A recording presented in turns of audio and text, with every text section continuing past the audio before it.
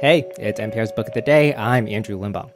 Okay, so while I was on parental leave, I noticed that my reading tastes skewed towards thrillers. Like, don't get me wrong, I still love my meandering literary novels where, not much really happens and it's mostly running off of vibes than anything else. But I'm not gonna lie, it's kind of hard to get through those, if you were up at 3 a.m. holding a crying, melting puddle of bones who doesn't feel like sleeping unless she's on you.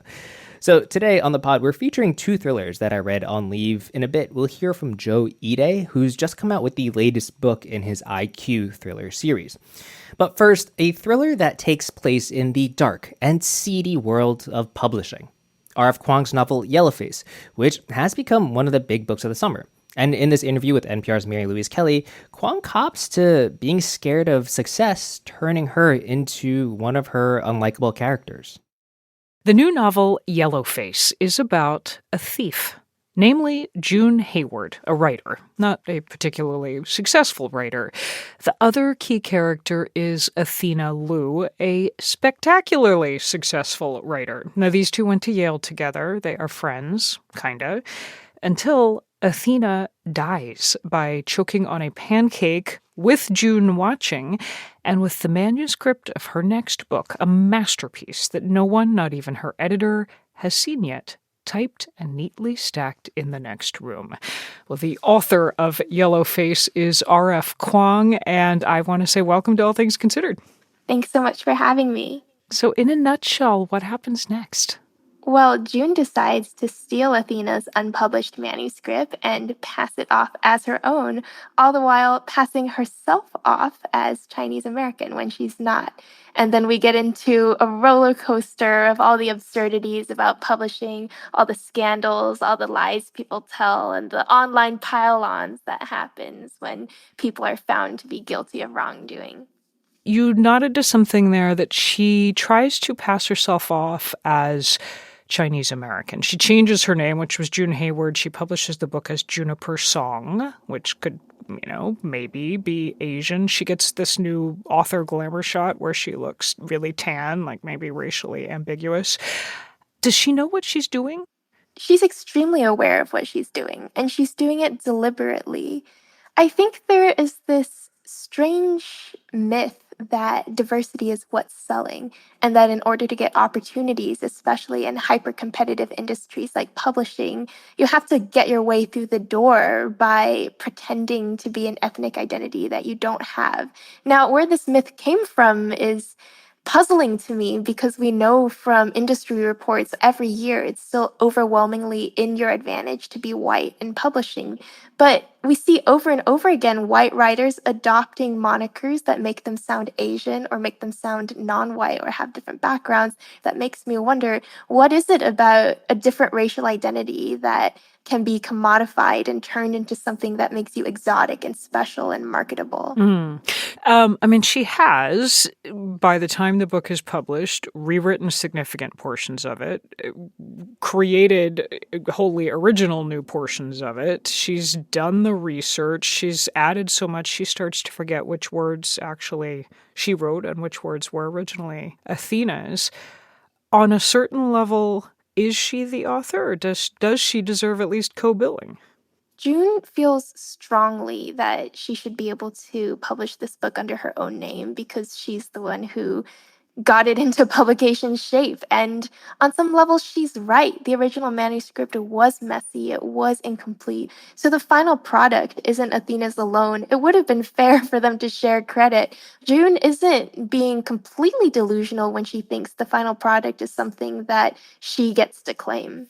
People may be gathering June is not the most likable character. She's not the most likable narrator. Why did you want to write her?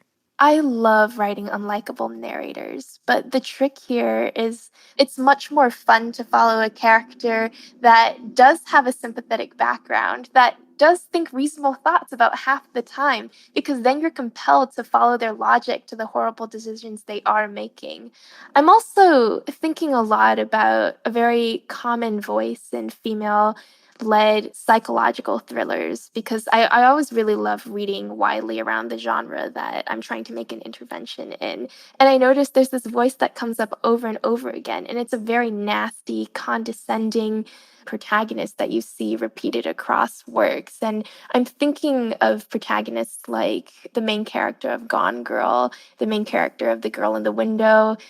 I am trying to take all those tropes and inject them all into, again, a singular white female protagonist who is deeply unlikable, and try to crack the code of what makes her so interesting to listen to regardless. Yeah. Athena is not the most likable character either, aside from the fact that she dies pretty early in the book. We glimpse a lot of who she was through kind of flashbacks.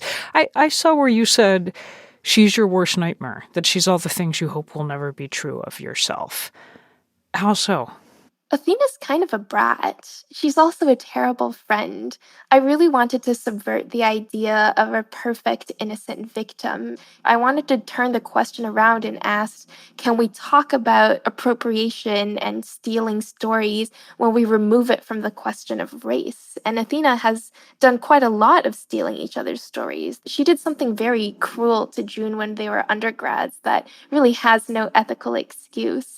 Now, the part of her that I'm terrified of becoming is the part that is so isolated and narcissistic about her own success that she loses any touch with her community.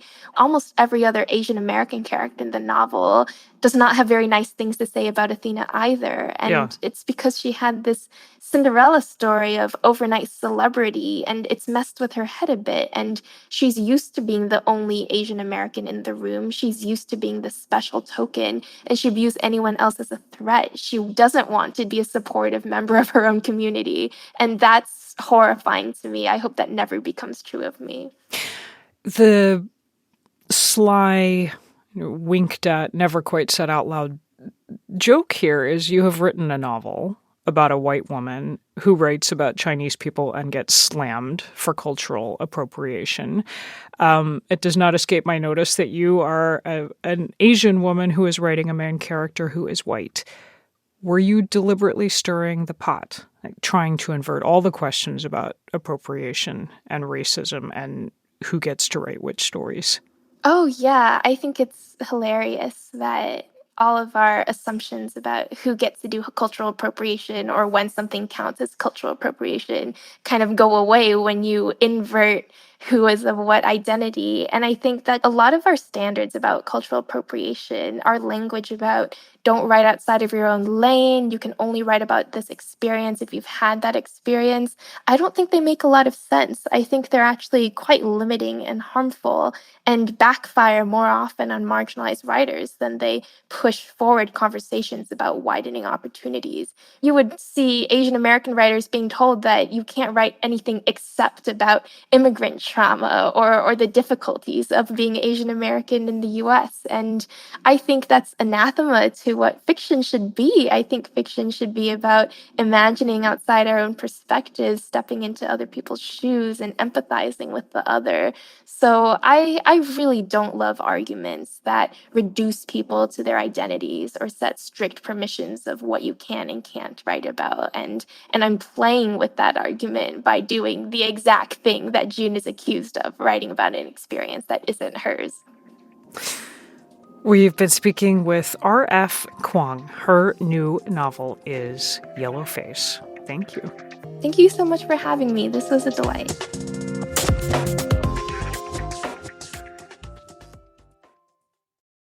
So the thing about voice and identity and race and quote-unquote authenticity is that it's all complicated, right? Like, of course, you're allowed to write outside of your own identity. There's no, like, tribunal that dictates who can do what. But how do you do it well? How do you make it sound like you actually know what you're talking about and aren't just some tourist? Joe Ide grapples with that. His long-running IQ series is centered around Isaiah Quintabe, a black PI in Los Angeles. The latest in the series, titled Fix It, just came out in May. Now, Ide isn't black, but in 2017, Karen Grigsby Bates, formerly of NPR's Code Switch team, spoke with Ide about finding his voice. And Karen picks it up from here. Joe Ide and I are standing where he grew up in the 60s with his parents and grandparents on busy Adams Boulevard, south of downtown L.A. My grandparents lived here because it was close to Little Tokyo. And other Japanese families had fled to the suburbs, but they couldn't afford to move. And my family lived with them because we were just scraping by. So it was 3 generations of us under one roof. The Ides were the only Japanese family in the neighborhood. His immigrant grandparents kept to themselves. His parents were often at work, which left Joe and his 2 brothers running around with the neighborhood kids. Most of our friends were black. Just kids from around here, kids from the neighborhood. Everybody was pretty much the same. I think poverty sort of leveled the playing field. The family's wooden home was torn down years ago, but there are a number of places that are still here, like this shrine. That was where my first girlfriend lived. She was a head and a half taller than me and outweighed me by 40 pounds. Somebody said that when we held hands, it looked like she was a ventriloquist with a Japanese puppet. Joe Ide is 59 years old, small, with a shock of graying hair and bright bird-like eyes that don't miss a thing behind his glasses. I don't know what it is now. That right on the corner used to be a Chinese school. We passed the ratchet corner store that he and his 2 brothers used to patronize after school. It was run by a sour-faced Chinese proprietor who became the basis for Tommy Lau, a gangster who appears in Ide's second book. I think he owned a chain of these. He would show up in a Lincoln Continental in a suit, and if he was unhappy with somebody, he didn't say anything. He just looked at them until they either imploded or burst into flames. Ide borrowed from himself a bit to create his hero, Isaiah Quintabe, or IQ. IQ is a high school dropout whose keen intelligence and restless spirit enable him to work as a homemade private eye in his East Long Beach neighborhood. It's a little noisy. Maybe let's walk down this way and around the corner. Okay. Ide kind of floated through high school, not part of the usual tribes, and not motivated to get more than okay grades. Motivation kicked in college, where he earned a bachelor's degree, then a master's in education. He told me the plan was to teach, but there was one little problem. I discovered I really didn't like kids. They were noisy and fussy, They kept asking me questions. He lasted for a semester, then was a university lecturer. Didn't like that either. After that, a string of jobs, everything from business consultant to apartment manager. Nothing felt right. Ide says he was always restless, looking for something he couldn't define, except this way. I just didn't want to solve a problem that somebody else put in my lap. He says he'd wanted to write for years and finally decided to try it. He wrote screenplays on spec and was lucky enough to have an agent friend who critiqued his work. He listened to the criticism, learned, and after a dozen failures... Finally, I wrote a good one. And it sold at Disney, and I started to work. Writing screenplays was profitable. Ide did it for years, then finally burned out. What he really wanted to do was write books. So he took a deep breath, quit screenwriting and those lovely paychecks, and got down to business. What I recall is sitting at my desk in my pajamas, typing a lot, talking to my dog, and dripping taco juice on my keyboard. The result was IQ, which introduced readers to Isaiah Quintabe. Isaiah is smart, driven, and angry. He's traumatized by the still unsolved hit-and-run death of his older brother Marcus, his only family. Joe Ide says while Isaiah tries to find the driver who killed Marcus, he works for people in his neighborhood. He takes the cases that the police can't or won't get involved with, and he charges people whatever they can afford, which is usually something like a sweet potato pie or a live rooster. Who is now his personal alarm clock, Alejandro. In IQ, Isaiah is hired to find the would-be killer of a rapper, Black the Knife. Black has no interest in joining Biggie and Tupac in the great beyond. The caper goes from Black's suburban McMansion to the L.A. Marina, where Isaiah foils a kidnapper who snatched a Latina child for very perverse purposes. In Righteous, we get to know Isaiah's former classmate Dodson, a cranky pragmatist with a genius for the barely legal side hustle. The two are in Las Vegas tracking the disappearance of a cute, gambling-addicted DJ. She owes a lot of money to a Chinese gangster who sounds an awful lot like the guy who owned that corner store where Joe Ide grew up. Thank you all so much. At a reading at Essewan Books in Los Angeles, Ide tells his audience sometimes he writes what didn't happen to him growing up. So when I was writing about Isaiah and Marcus and their relationship, I was writing about the relationship I didn't have with my brothers, but wish for, and to a certain extent still do. The people at Essewan are mostly African American and passionate about books. One asked Ide how he got the book's black voices so accurately. He credits his old hood with giving all three Ide boys a good dose of flavor. We were all, pretending to be black. We never fooled anybody. In truth, Ide says his outsider status has served him well. I was this murky fringe kid, I wasn't black and I wasn't white. And I'm way far from being Japanese. So I'm always on the edges, watching, listening, but not really in the mix. Being out of the mix and being able to believably embrace cultures beyond his own has resulted in critical praise and a contract to turn IQ into a series for cable. But Joe Ide's learned his lesson about screenplays. He's letting somebody else do that. He's concentrating on the future adventures of Isaiah Quintabe. Karen Grigsby Bates, NPR News. That's it for this week on NPR's Book of the Day. If you want more, you can sign up for our newsletter at npr.org/newsletter/books. I'm Andrew Limbong. The podcast is produced by Isabella Gomez-Sarmiento and edited by Megan Sullivan. Our founding editor is Petra Mayer. The show elements for this week were produced and edited by Lennon Sherborne, Shannon Rhodes, Gabriel Sanchez, Sarah Handel, Todd Munt, Emiko Tamagawa, Stacey Vanek Smith, Elena Burnett, Mallory Yu, Justin Richmond, and Steve Drummond. Beth Donovan is our managing editor. Thanks for listening.